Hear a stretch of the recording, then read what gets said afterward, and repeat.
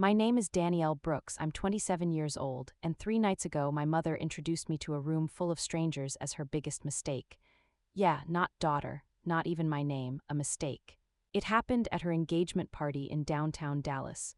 Crystal lights, champagne, people in designer clothes pretending they liked each other. And there I was standing near the back wall, holding a glass I hadn't even touched. She didn't know I was there, or maybe she did and just didn't care. Some kids, she laughed, swirling her drink, you raise them right and they still choose to throw their lives away. People chuckled, nodded, and then she said it. I have one of those. Silence hit my chest like a brick. Before I go further, I want to ask you something. What would you do in that moment? Walk away or stay and listen? Because I stayed, and what happened after that changed everything. But to understand why that moment hit so hard, you need to know how I got there in the first place. I wasn't always the disappointment. Growing up in Columbus, Ohio, my life looked perfect from the outside. My mom, Patricia Brooks, was a well-known corporate attorney. My stepfather, Raymond Hale, owned a chain of private clinics. Money was never a problem. Image was, everything had to look right, sound right, be right. And I was supposed to be part of that picture. My older brother, Marcus, he was the golden child, straight A's, law school, perfect smile. Me, I asked too many questions. I liked creating things, fixing things, breaking things just to understand how they worked. While everyone else was talking about college majors, I was teaching myself how to build small online tools and digital platforms. At first, it was just a hobby. Until it wasn't. When I turned 20, I got into a business program at a university in Illinois. My family celebrated like I'd finally come to my senses, but halfway through my second year, something shifted. I started working on a small idea, nothing fancy, just a simple platform to help freelancers track payments and avoid getting scammed. I stayed up nights building it, skipping parties, skipping sleep. For the first time in my life, I felt like I was building something that actually mattered, so I made a decision. I dropped out. I still remember that dinner. My mom didn't yell at first. She just stared at me like I'd spoken a different language. You did what? I left the program, I said. I want to focus on my startup. That word alone, startup, it was like I'd insulted her personally. You're throwing away your future for a website? She snapped. It's more than that. No, she cut me off. It's not. My stepfather didn't even look at me. He just kept eating like I wasn't worth the interruption. And then my mom said something I'll never forget. If you walk away from this path, don't expect us to support you. I thought she was bluffing. She wasn't. 2 weeks later, my bank account was frozen. My tuition, gone. My phone plan canceled. Just like that. I had $93 left and nowhere to go. The first night after everything collapsed, I slept in my car behind a 24-hour grocery store. I remember staring at the ceiling thinking, what did I just do? But deep down I knew I didn't regret leaving. I just didn't expect the price to be that high. The next year was brutal. I worked at a warehouse during the day. Packed boxes, loaded trucks. At night I coded, sometimes in coffee shops, sometimes in parking lots, sometimes sitting on the floor of a friend's apartment after everyone else had gone to sleep. There were days I barely ate. Days I thought about quitting, actually not just thought, came really close. And then something small happened, not life-changing, not dramatic, just one email. A stranger had used my platform and it worked. They got paid. On time, no scams, no stress. They wrote, "Hey, this saved me, thank you." I read that message like 10 times because for the first time it wasn't just an idea anymore, it was real. That's when everything inside me locked in. I wasn't doing this to prove my family wrong. I was doing it because I finally understood something. No one was coming to save me, so I had to build my own way out. It took 3 years of rejection, investors saying no. People laughing at the idea, but slowly things started to change. Users grew, then doubled, then tripled. Money started coming in, not a lot at first, but enough to breathe, enough to move out of my car. Enough to rent a tiny studio apartment in Austin, Texas. That place had peeling paint and a broken heater, but to me, it felt like a mansion because it was mine, and here's the part no one saw. While my family was telling people I ran away, I was quietly building something that was about to change my life, completely, but I didn't tell them, I didn't call, I didn't text, not out of anger, out of clarity. They made their choice, so I made mine. Fast forward 5 years, the same little website they laughed at, it turned into a financial platform used by over 200,000 freelancers across the US. We partnered with major payment companies, raised funding, built a real team. People started calling me a founder, an entrepreneur, some even called me successful, but the truth, I still felt like that girl in the parking lot sometimes. And then, after years of silence, I got an invitation. My mother's engagement party, black tie, high profile, important guests. At the bottom, handwritten, hope you can make it. It's time to reconnect. After everything, yeah, that word didn't sit right. I almost didn't go, I really didn't, but something in me said go, not for them, for closure. So I showed up, no announcement. No grand entrance, just walked in quietly and stood in the back, and then I heard her speech, and that word, mistake. I felt something shift inside me, not anger, not even sadness, something else, something calm, clear, final. Because in that moment, I realized something powerful. They still didn't know who I had become. And that's when I decided I wasn't leaving that room quietly, not this time. I stood there for a few seconds after she said it. A mistake, people around her laughed politely, the kind of laugh you give when you're not sure if you should. My hands weren't shaking. That surprised me. 5 years ago, I would have fallen apart. 5 years ago, I would have run out of that room and cried in the parking lot, but not anymore. I took a slow breath, set my glass down, and started walking toward her. Each step felt steady, controlled.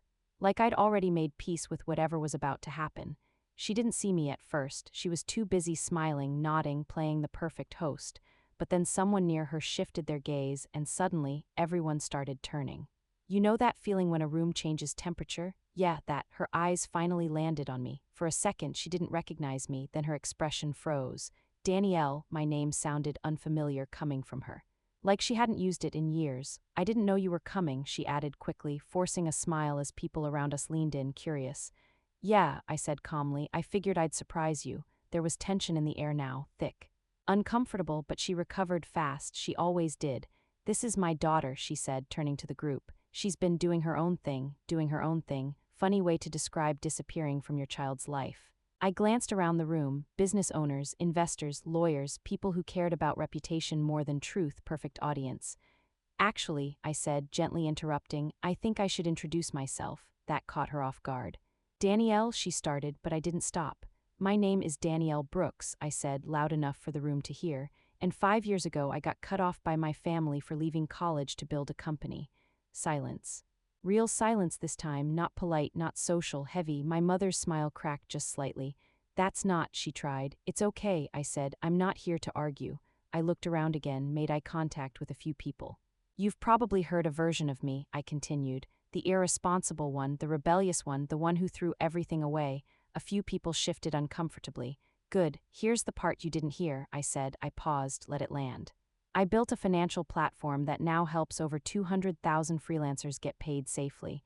You could feel it, that shift. People straightened, whispers started. What company? Wait, is she? I didn't raise my voice. Didn't need to. We processed over $40 million in transactions last year, I added, and we just expanded into 3 new states. Now the room wasn't just listening, it was watching. My stepfather finally spoke. You should have told us, he said, tone tight. I almost smiled. Should I have? I asked. You made it pretty clear you weren't interested. My mother stepped closer, lowering her voice. This isn't the place for this, she whispered. No, I said softly, this is exactly the place. Because for the first time, they didn't control the narrative. One of the guests, a man in a navy suit, stepped forward. I think I've heard of your platform, he said. You're the founder, I nodded. Yeah, he looked impressed, genuinely impressed, and that's when I saw it, that flicker in my mother's eyes, not pride, opportunity. Of course she is, my mom said quickly, jumping in. She's always been ambitious. We just wanted her to do things the right way. There it was, the rewrite, the quiet revision of history, like the last 5 years never happened, like they hadn't walked away. I tilted my head slightly. Right way, I repeated. She smiled tightly, with guidance, with family support. I held her gaze. Interesting, I said, because I remembered every night I didn't have that, every meal I skipped, every rejection I faced alone. And then she said it. The real reason I was invited. We should talk after this, she added softly. There are people here you should meet, important people. There it is, not I missed you, not I'm sorry, connections, access, value. Before I responded, I want you to think about this. If someone only shows up when you've already made it, are they there for you or for what you built? I took a breath and made my decision right there in front of everyone. I'm glad you brought me here, I said. She blinked, confused. I didn't, but I'm not here for introductions, I continued. I reached into my bag, pulled out a folder. Simple, clean, professional. I actually came to make an announcement. Now the room was locked in, every eye on me. I'm launching a $5 million fund, I said. A ripple went through the crowd. For people who got cut off by their families for choosing a different path. Now it wasn't just attention, it was impact. For the ones who had to sleep in their cars, I continued. For the ones who got told they'd never make it. For the ones who built something anyway. My voice stayed calm, but my chest, it was steady in a way it had never been before. I looked directly at my mother. That's what support looks like. Not control, not conditions, support.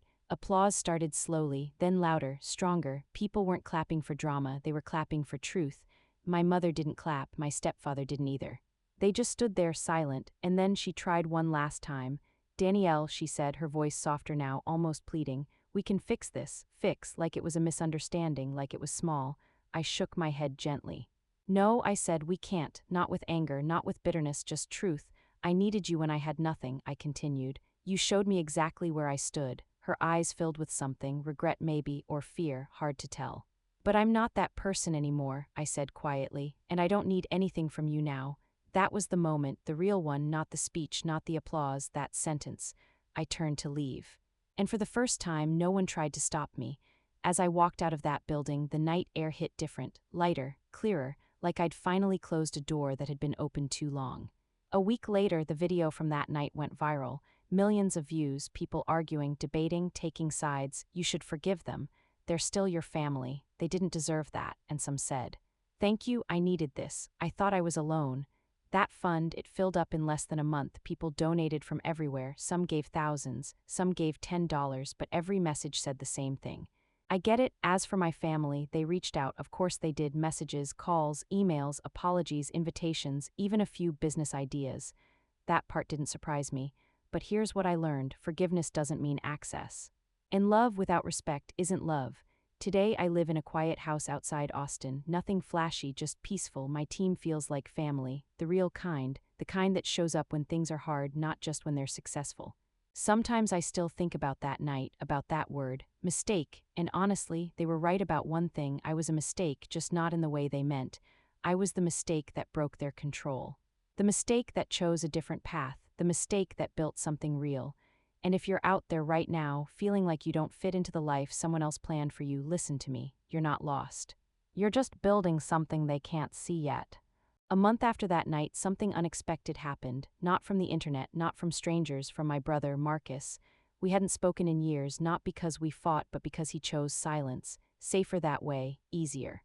His message was short: "Can we talk?" That's it. No explanation, no apology, just that.